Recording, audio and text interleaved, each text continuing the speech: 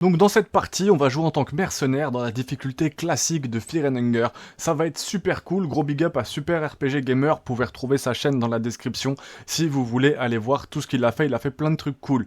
Pour commencer, vous devriez devenir donc un burglar, donc il me semble que c'est un braqueur, ou un cambrioleur, mais plus un braqueur.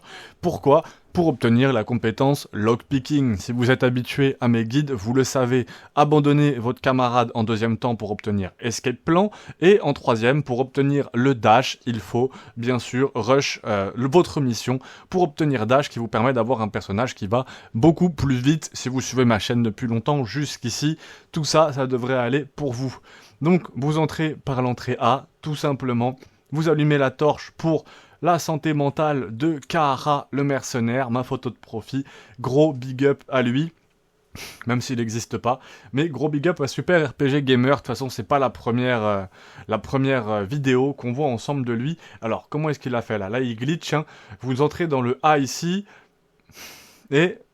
non ok, il glitch pas, et ensuite level 5 mine A justement, donc tout simplement, il avance, donc jusqu'ici vous devriez maîtriser. Avant de commencer le speedrun justement, rappelez-vous quelques petites choses, quelques animations justement, afin d'aller plus vite, ouais, donc c'est ça, ouais, d'enlever les animations pour aller plus vite. Avant de commencer le speedrun aussi, mettez votre mouse dans cette zone. Alors je sais pas exactement pourquoi. Checker Office Box et start the game. Ok, c'est pour commencer la run du speedrun. Il vous explique comment commencer la run du speedrun. Donc vous pouvez la commencer comme ça en sauvegardant tout ça, et comme ça quand vous lancez, à ce moment-là vous pouvez lancer le timer. C'est à partir de ce moment-là que le speedrun commence vraiment. Donc lui il va rentrer dans le donjon, donc c'est un debug qui vous permet d'avoir 3 personnages dès le début. C'est quelque chose que vous devez connaître aussi si vous suivez ma chaîne depuis un bout de temps. Le but ensuite c'est de récupérer bien sûr des anti-scrolls et des mock-up books, c'est pas les premiers speedruns qu'on voit aussi sur cette chaîne. Donc il jette les pièces, effectivement, il récupère le mock-up book, et dans l'anti-scroll, il suffit d'utiliser Oh Lord, Teach, Phase, et ça vous permet d'obtenir différents objets. Donc là, Teach, et ensuite il va mettre Phase, et voilà. Donc Phase, ok, pour obtenir 11 anti-scroll, ok, donc c'est donc ça. Donc là, il va réutiliser encore un anti-scroll. Oh Lord, give. Ok, en fait, les anti-scrolls lui permettent vraiment de glitch. Je découvre cette run avec vous. Ça lui permet vraiment de glitch, en fait, et de tout passer. On a vu beaucoup de speedrun. On en a vu beaucoup, en fait, sans glitch aussi. Donc la phase 3, justement, est d'aller dans le fourtillard. Donc là, on voit qu'il peut se téléporter un peu comme ça. Donc vraiment, glitch, c'est assez dur à faire en réalité. C'est vraiment assez dur à faire. Je vous invite à regarder quelques speedruns, notamment ceux de Baldur's Gate 3. Là, il y a des speedruns qui sont sortis dessus, qui sont très sympas. Donc j'ai plus le nom de l'événement caritatif pour le speed-don, ou je sais pas, mais c'était très sympa. Si jamais vous recherchez des gens pour commenter, n'hésitez pas, pensez à moi les gars. Donc très très cool, on voit qu'il fume un petit peu pour la santé mentale. Vous connaissez le mock-up book à cet endroit-là qui vous permet de passer. Là c'est vraiment, je vous apprends rien. Et ensuite ici, il faut un explosif vial. Et mais même pas. En fait, lui il passe dedans comme ça en glitch. Donc vous faites pas attraper bien sûr par le chien. Vous pouvez rentrer à la next room, et on voit que ça lui a quand même utilisé pas mal de mental. Ça fait 2-3 fois qu'il fufu pour mettre bien ses personnages.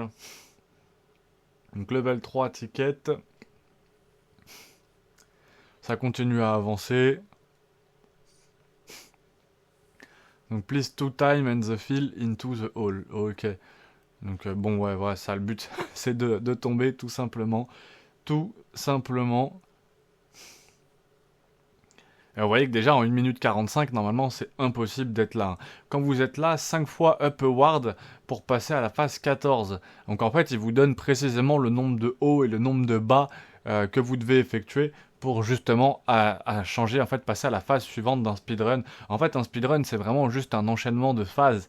Donc moi, ceux-là en glitché sont pas forcément mes préférés, pour être honnête. Je vous invite à aller regarder, j'en ai fait des très très longs, ceux de Garen Noah qui durent plus d'1 heure, mais les regardez pas en entier, regardez-les en découpé, ou regardez les moments qui vous intéressent. J'ai fait sur tous les personnages du jeu, Enki, Diers, notamment celui sur Enki qui a bien marché, mais ou celui sur Kahara, qui est la deuxième vidéo la plus vue de ma chaîne à l'heure actuelle. Euh, mais par contre, des speedruns un peu plus longs, effectivement, au sens où on peut pas cheater comme ça. Donc là, il sait exactement quel coffre il doit ouvrir, hein, donc il va ouvrir ce coffre-là. Maintenant, vous êtes dans cette nouvelle phase, hein, il faut faire ça 7 fois. Donc il faut vraiment, en fait, c'est la bonne suite de bons boutons qui vous permet tout simplement d'avancer. Donc quitter la maison, aller dans le présent. On sent que c'est très bien fait, il a l'habitude, hein. C'est un des plus gros joueurs en fait de Fear and Hunger, j'allais dire speedrunner, mais même joueur. Super RPG gamer, hein. C'est pour moi un des plus gros avec Frappolo 9.4, on a eu Dark Raccoon aussi. Plein mal de youtubeurs anglais, donc grosse dédicace à eux. En français, j'ai l'impression d'être le seul pour l'instant, en tout cas vraiment à fond dedans. Il y en a qui ont fait des grosses vidéos dessus, hein, qui étaient très sympas. Il y a pas mal de vidéos très sympas. Il y a l'Elvoben qui a fait un truc cool sur Fear and Hunger. On a Lissonde 2.0. Il y a beaucoup de gens qui ont fait des trucs cool sur Fear and Hunger, mais effectivement, c'est quelques vidéos par-ci par-là. Je vous ai commenté tous les speedruns, donc là 5 phases vers le haut, hein, vers le bas, pardon, mais je vous ai commenté tous les speedruns avec tous les personnages de Fear and Hunger, aussi bien pour le 1 que pour le 2. On a vu la fin B pour Fear and Hunger Termina il y a quelques jours, qui était très très très sympa, et ensuite bien sûr j'ai fait un speedrun pour Ragnva, pour Kahara, pour Diers, et même pour Enki, certains durant plus d'une heure, et qui sont bien sûr commentés par votre expert préféré. Donc ne marchez pas ici. Et Igo, il tombe au tombeau des gods. Donc au milieu, well, where you get air, ok. Et là, face 4 times to the right and then. Donc face, ouais, c'est ça. 4 fois à droite. Équipe the short bow. Et il va falloir quand même kill ce gars. Je me suis demandé s'il allait faire un combat. Donc il faut s'équiper de la short bow, de l'arc, hein. Oh, c'est magnifique. Et en fait, il le tue vraiment. Hein. Équipez-vous de l'Eastern Sword ensuite. Donc dans Human Guys, hein, bien sûr, à votre personnage principal. Mais c'est ouf, juste avec en lui mettant une flèche comme ça, il a pu l'éliminer. C'est vraiment ouf, c'est vraiment incroyable. C'est super, super, super cool. Bottle of Whiskey, donc c'est là où on voit les empty scrolls. Hein. Justement, sur certains speedruns que je vous ai commenté, on est sans empty scroll, justement. Hein. Il finit le jeu en entier sans utiliser un seul empty scroll qui change complètement. Hein. C'est pas du tout le même jeu. Là, on est vraiment dans une phase de par cœur, mais qui est très impressionnant parce que ça permet vraiment de finir le jeu à une vitesse imbattable. En moins de 5 minutes, c'est littéralement impossible sans tous ces glitches. Donc phase 3, tac 5 à gauche, enfin phase 3 fois vers la droite, etc. 5 fois vers la gauche.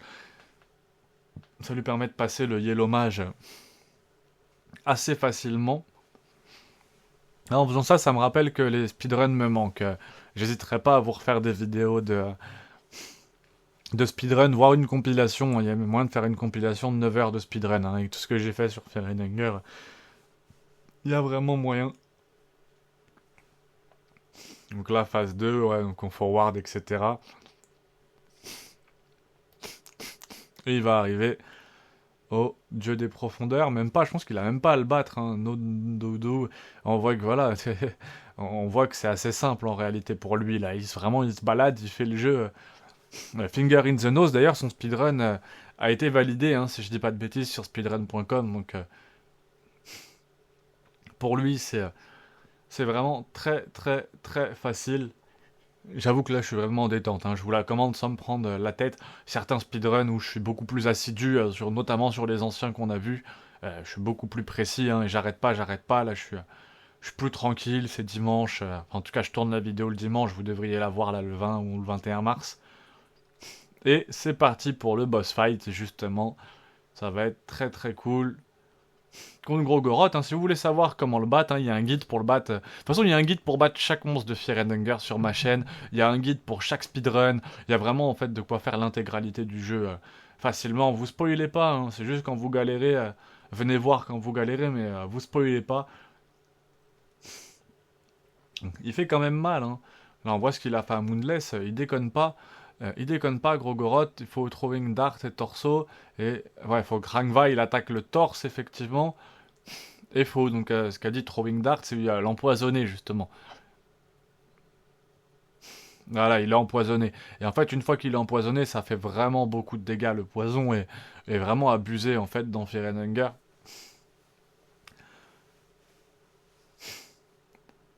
Ouais, ending BCD, une tulle nom de son perso. Mais vraiment génial, c'est magnifique. Là, on va voir ce qu'il va faire. C'est très très beau ce qu'il est en train de faire, hein. C'est, de toute façon, voilà, une fois qu'on sait le battre, en réalité, c'est très impressionnant. Mais une fois qu'on sait le battre, voilà, c'est passé. C'est très impressionnant. C'est très très très impressionnant. C'est très fort ce qu'il a fait. Franchement, je suis sur le cul. Je suis content de l'avoir regardé avec vous et de le partager avec vous. J'ai l'impression de ne pas le regarder tout seul. Donc c'est très très très cool. Big up à lui, hein, si tu regardes ça, Super RPG Gamer, c'est bien moi qui t'ai demandé sur Discord est-ce que je pouvais me servir de ta vidéo. Donc force vraiment à toi, force à tout le Discord de Fear and Hunger justement. J'espère vraiment que cette petite vidéo très chill vous aura plu, hein. On a juste regardé comment battre la fin B de Fear and Hunger. C'était très chill. Il y a une autre fin avec Kahara, si vous aimez bien justement ce personnage de Fear and Hunger. Il y a la vidéo la plus vue de ma chaîne où je fais un autre speedrun dessus. Il y a plein de speedruns différents sur ma chaîne, donc surtout, n'hésitez pas à aller voir tout ça. Force à tous et à très vite.